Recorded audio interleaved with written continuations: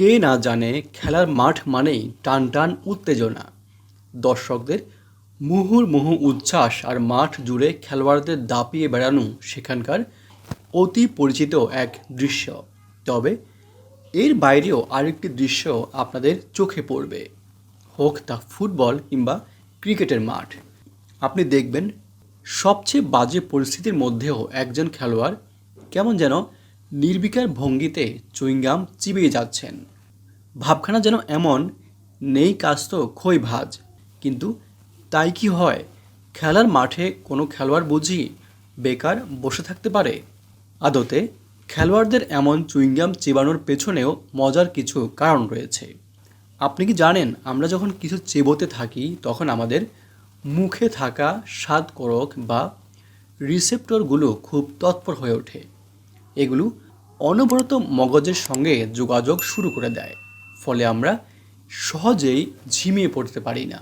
এমনটা ঘটে খেলোয়াড়দের বেলায়ও।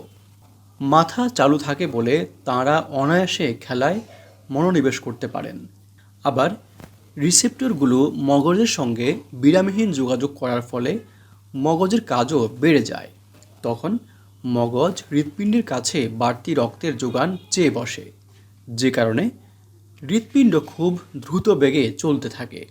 এতে রক্তের বাড়তি একটি প্রবাহ তৈরি হয়, যা সারা দেহে ছড়িয়ে পড়ে আর শরীরটাকে ভারী চাঙ্গা করে তোলে।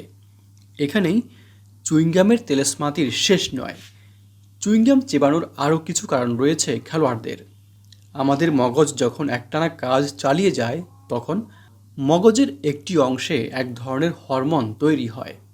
হরমোনটির নাম সেরোটোনিন।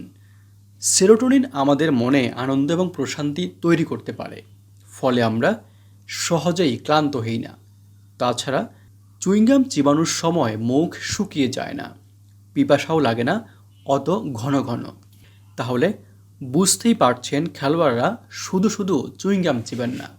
তবে তাদের চুইংগামটা হয় একটু অন্য ধাঁচের, ভালোই শক্ত থাকে।